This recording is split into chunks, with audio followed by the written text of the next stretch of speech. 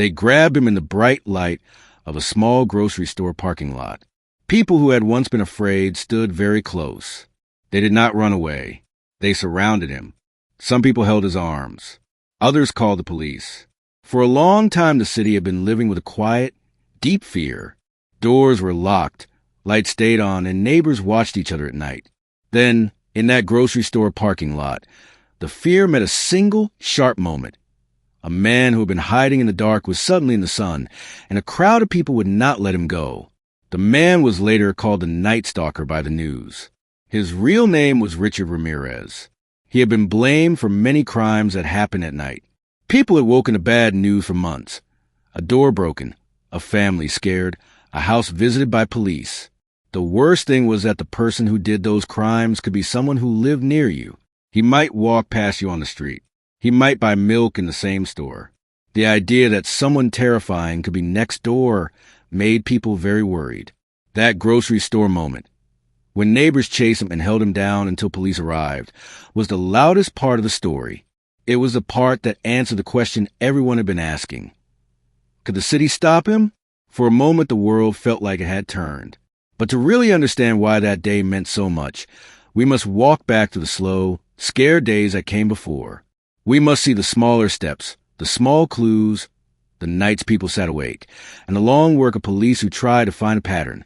Only then will the grocery store moment feel like the end of a long run and the start of something new.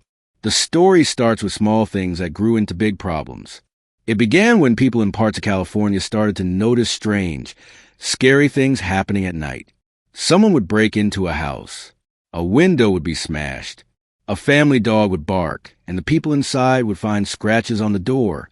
At first, people thought the crimes might be random. But as time went on, patterns appeared. The crimes were not always the same, but they often happened when it was dark and when people thought they were safe in their own homes. The police tried to learn what was going on. They gathered reports and looked for anything that matched. The way a door was opened, marks left behind, small things missing from a home. They put notes on a board in the station. Names, times, and places were pinned up like a map. Detectives read the notes and tried to see a picture. The detectives were careful because the wrong guess could hurt someone innocent. They worked with hospitals, with neighbors, and with other police stations. This kind of work is slow. It is patient. It is like putting together a puzzle where some of the pieces are missing. People in the neighborhoods changed their habits. Mothers kept their children inside at night. Shop owners put stronger locks on their doors. Some people stopped walking where they once walked. A simple drive at night felt different than it did before. When a city is used to being normal, a long string of nightly crimes makes everyone look for ways to feel safe again.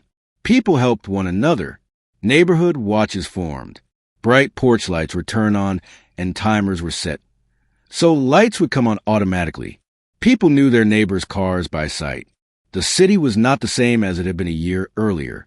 The man who would be called the Night Stalker had a way of moving that made him hard to catch. He did not always do the same thing. Sometimes he broke into a home when people were asleep. Sometimes he went into empty houses looking for small things to steal. Sometimes he frightened people and ran away before anyone could chase him. The crimes were cruel and they left people shaken, but they were also messy. The man did not always leave neat clues. He left some things behind and took others. He was not careful in the same way every night. That made the detective's job very hard. When the police could not find the person by the clues inside the houses, they looked outside the houses. They asked neighbors if they had seen cars driving slowly. They asked if anyone had seen a man walking strange hours or carrying a bag. They watched patterns of where the crimes happened. Often, crimes were near busy roads or in places where someone could hide quickly. Detectives used maps and noted times of day. They interviewed people who had seen something odd and saved every small detail. Those small details are important when you try to find someone who hides at night. The news told the story too. The reporters wrote about houses that had been visited and about neighbors who were scared. They used names like the Night Stalker because people needed a way to talk about the fear. The name made the danger feel like something the city could collect and look at. But the name also made people more afraid. It was a name that made the nights feel longer. Newspapers and local TV showed pictures of police tape and asked people to call if they'd seen anything. That helped the police. Tips came in from listeners and readers, and sometimes those tips were the small pieces detectives had been waiting for. As the months passed without an arrest, the city changed more. People stopped sleeping as much. Parents checked on their children more often. The police increased patrols. They used dogs to sniff around yards and fields. They checked pawn shops for stolen items. They asked for help from other cities.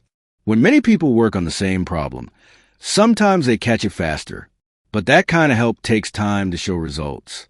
Meanwhile, the man who would become the Night Stalker kept moving. He did not stay in one place. He came from a life that had difficulties. He had been around violence and trouble before he did the things the police would later think about. Those older troubles, bad choices, and sad things do not excuse what he did. They are only part of a long story. Many people have hard things in their life and do not hurt others. But in his case, he chose to hurt people. That choice is what the law and the police had to stop. Detectives started to build a theory. They thought the man might be moving from one neighborhood to another, using side roads and small alleys to get around. They thought he might be watching houses for many nights before acting.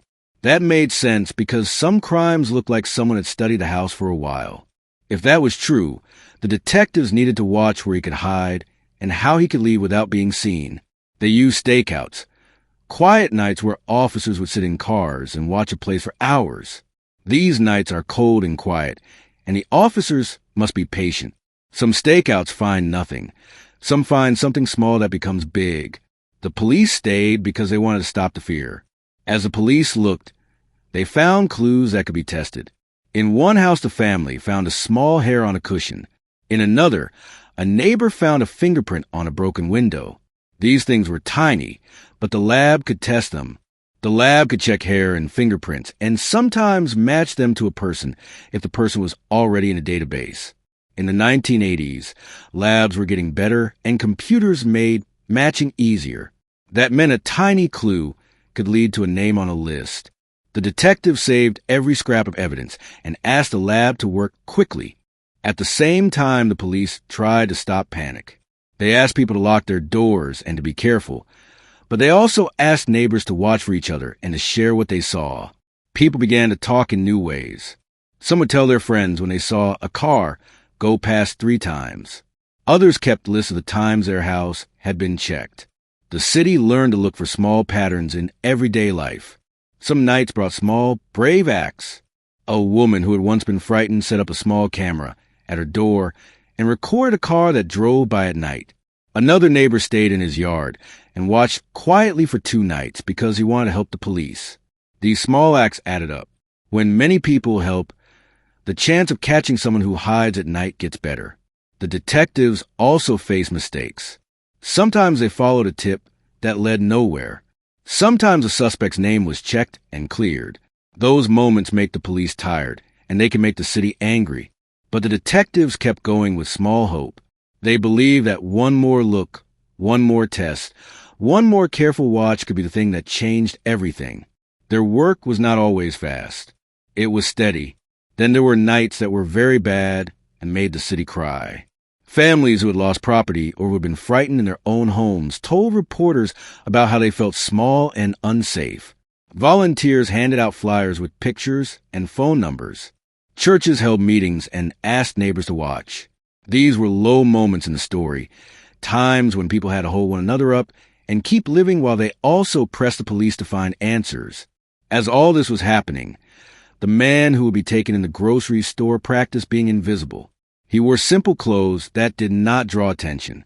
He moved at times when there were fewer people on the street. Sometimes that trick worked. People walked past him and did not notice. Other times someone would remember his face. A memory is a dangerous thing for someone who tries to hide because memories can lead to names, to license plates, or to stories that become evidence. One evening, a neighbor saw a man who looked like he had been in the news. The neighbor remembered the face from a photo on a television. He told his friends at the store. The word moved quickly. For days, this small memory flowed into the police and into the news. Then, at night, that memory turned into action. People were ready to protect one another. They drove around to watch, they called the police, and they shone lights at strange cars. All those small things were part of the way a city fights back. When that grocery store moment came, it was not because one person was brave for a minute. It came because many people had changed their lives and watched and waited. They knew the importance of speaking up and helping their neighbors. The man was recognized by someone who had seen him in the news. People who had been scared turned their fear into action. They closed in, kept him on the ground, and would not let him go until police took him away. But the story does not end in the parking lot. After the man was held and the officers took him into custody, questions remained. How many crimes had he done? How many people suffered? How would the city heal? The detectives still had to gather proof and make sure the right person faced the law. They had to be careful because justice needs more than a crowd. It needs clear evidence that can be shown in a court. Before the chapter ends, something else happened that made the case turn sharper. When detectives searched the man's small bag and clothes, they found tiny things that might link him to the crimes. A small tool, a piece of cloth, a matchbook from a motel. These things were small but important. They're the kind of clues that connect a person to a place. The lab would test them. The witnesses would be asked to look at the man closely and say what they had seen. The slow puzzle would start to come together more quickly now. We stop here. Chapter 1 ends on the crowd holding the man in the grocery store and the detectives finding the first small items that might prove his guilt. When you are ready, I will continue with Chapter 2 and explain how the evidence, the lab tests, and the court worked to bring answers, and how the city tried to heal after so much fear.